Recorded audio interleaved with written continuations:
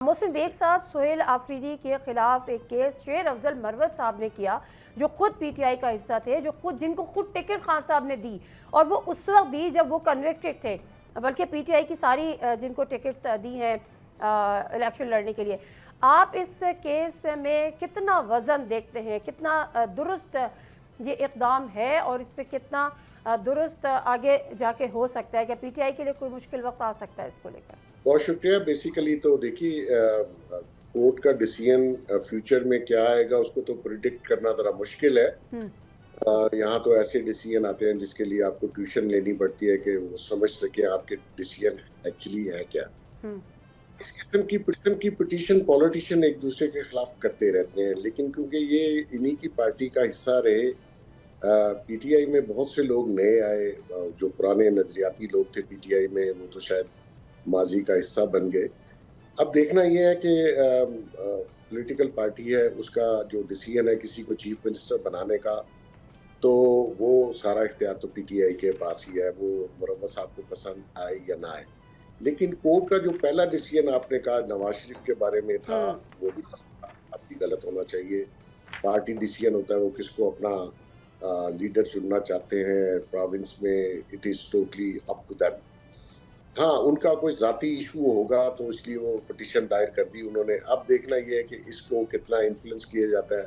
मुरव्वत साहब ने किसके कहने पे पिटीशन दायर की है वो मुझे नॉलेज नहीं है। अच्छा, आपने दो बातें की, सॉरी बेग साहब। एक तो आपने कहा उनका ज़ाती होगा, है तो वाकई ज़ाती, वो खुद हमारे प्रोग्राम में बता चुके हैं कि उनकी ज़ाती कोई मसले मसाइल हैं सोहेल आफरीदी के साथ। वो मैं ज़रा क्लिप भी आपको सुनवाना चाहूँगी, फिर इस पर शफी जान साहब का जवाब लूँगी। चलाइएगा जी शेर अफजल मरवत साहब। सीधी साहब आए, हुकूमत की तरफ से मेरे अपने हल्के में मेरे साथ बहुत ज्यादतियाँ शुरू हुई। मेरे अजीज अकारिब को जो हैं, जो सरकारी मुलाजिमीन थे, टूर पर ट्रांसफ़र किया गया। मेरे सारे फंड्स बंद कर दिए गए। तमाम तामीराती प्रोजेक्ट हो रहे थे वो स्टॉप कर दिए गए। मैं एक कमेटी का चेयरमैन था, प्रोविंशियल गवर्नमेंट ने अली अमीन खान के दौर में लगाया था, वो डी नोटिफाई किया, किसी एक और MPS साहब को लगा दिया। तमाम काम के करने का ये तसलसल 6 महीने तक जारी रहा। तो ज़ाती वजूहात? हाँ बिल्कुल ज़ाती वजूहात है, कोई सियासी मेरी उनके साथ कोई मकासमात। मैंने तंग आके ये डिसीजन लिया।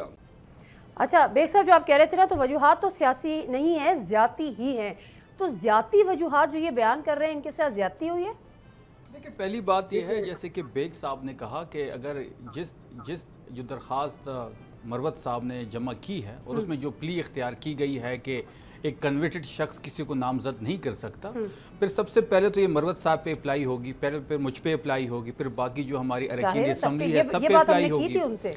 तो ये तो फिर सब पे अप्लाई होगी। फिर इखलाकन भी एक चीज़, एक फ़र्ज़ बनता है मरवत साहब का कि आप वो इस्तीफ़ा दे दें, क्योंकि अगर वो इमरान खान साहब को कन्विक्टेड शख्स करार दे रहे हैं और उसी कन्विक्टेड शख्स ने उनको टिकट दिया हुआ है और फिर इसी चीज़ को वो बहाना बना के कोर्ट भी चले गए, फिर तो इखलाकी तौर पे पहले उनको इस्तीफ़ा देना चाहिए। वो जाए लकी मरवत में दोबारा इलेक्शन लड़े, अगर जीत के आते हैं तो उनकी बात में ज़्यादा वज़न होगा। वैसे 2018 में भी उन्होंने इलेक्शन लड़ा था, उन्होंने जितना वोट लिया था वो आप गूगल कर लें, देख लें, चंद सौ वोट लिया था। टिकट की वजह से वो आज MNA बनी हुए हैं। तो बात बड़ी वाज़ेह है कि इस किस्म की पिटीशन को तो कोर्ट को एंटरटेन करना ही नहीं चाहिए, क्योंकि ये 6 महीने नवाज शरीफ साहब के दौर में नहीं हुआ ये? आप लोग ही पिटिशनर थे ना, खुद इमरान खान साहब थे ना। सुन लेना जी, सुनाएं। अब 6 महीने हो गए उस हुकूमत को।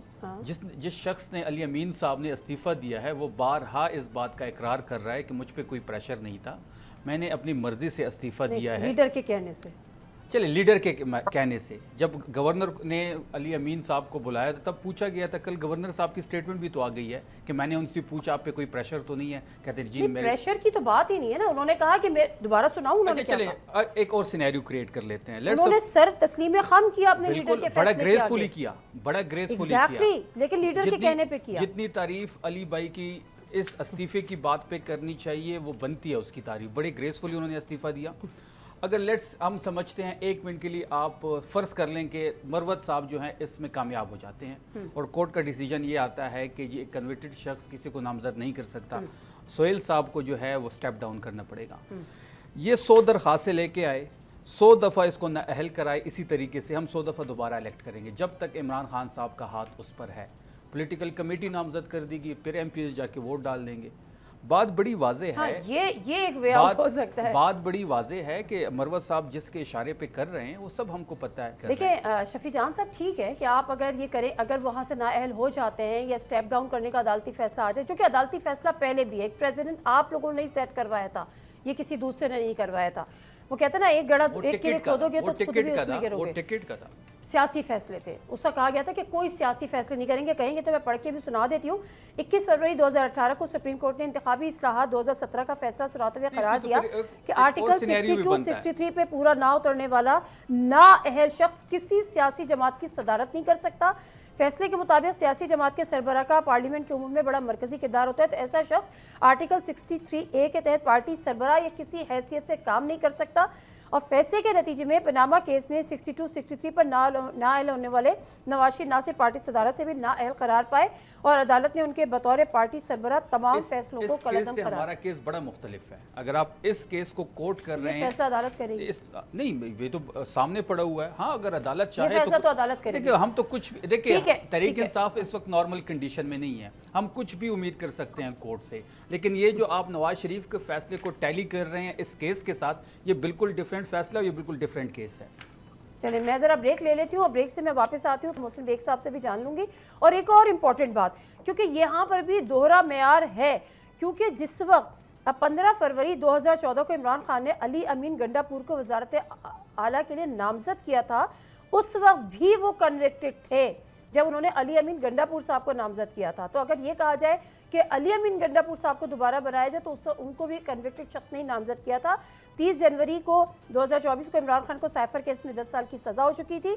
31 जनवरी 24 को दोषखाना में 14 साल कैद और 10 साल नाअहली की सज़ा हो चुकी थी। और 3 फरवरी 2024 को इद्दत केस में 7 साल की सज़ा सुनाई दी गई थी। यानी 15 फरवरी, 30 जनवरी, 31 जनवरी और 15 जनवरी को अली अमीन गंडापुर साहब को वज़ीर आला के तौर पर नामजद किया था। सब्सक्राइब करें और बेल दबाएं ताकि कोई खबर रह न जाए।